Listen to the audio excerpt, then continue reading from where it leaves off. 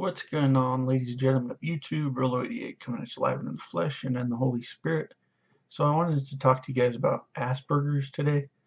It's an autistic spectrum disorder, but it was always known as Asperger's when I was growing up. But then, I don't know. I think that the DSM-5 causes more problems than it solves with regards to mental health. But that's really, it just kind of does.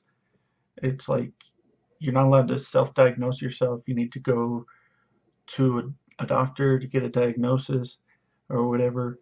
And then once you've been diagnosed, they try to cure it and everything else. Like I think that ailments and certain diseases happen to us for a reason. It's like how much are we exposed to the demonic? I'm pretty sure that we don't look on a schizophrenic person and say, oh, wow, that person's truly blessed. Like they've been dealing with probably demonic spirits. But anyways, I was just watching a video about this guy who has this custom-made cat place in his house, and it was really cool. He lives in like Minnesota or something like that.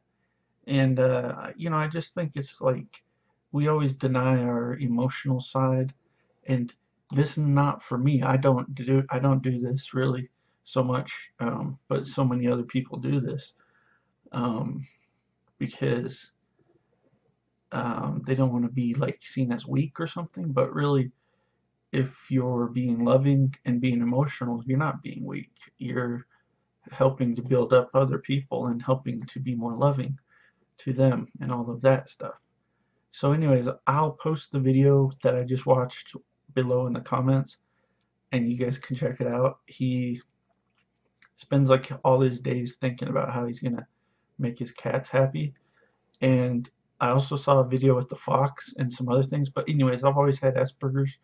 It's always left me with like migraines and stuff. But this guy has the right idea with the cats.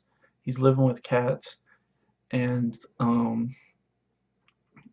basically they have the same personality. They say all cats have Asperger's in the video, and maybe that's true.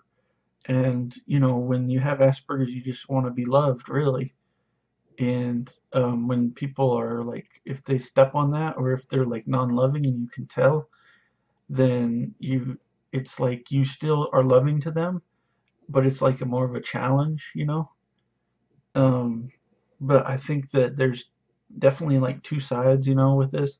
Like when it comes to mental health, like I knew this guy that was like completely mentally retarded, and he would always want to box people. That was his thing. He'd say, "Hey, dude, want to box?" And it's like, no, we don't want to box you. So you see, there is a violent side that can come from mental health too. You see what I'm saying? As the pendulum swings one way, it has to swing the other way too. There's a loving side and there's a hateful side that's ready to fight. um, or it's really not hate, it's fear. If somebody's treating you a certain way, bullying you, it's fear. You don't hate them, you feel the fear inside of you and you want to express that in a way that's oftentimes not healthy. You know what I'm saying? And that's the thing. We live in this hyper competitive world where it doesn't have to be that way at all.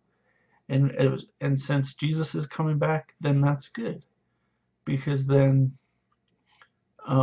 everybody can be more loving and can be more gentle with each other, and we won't have so much drama, and so much people will not be getting offended, and so many people will not be hurt in their feelings.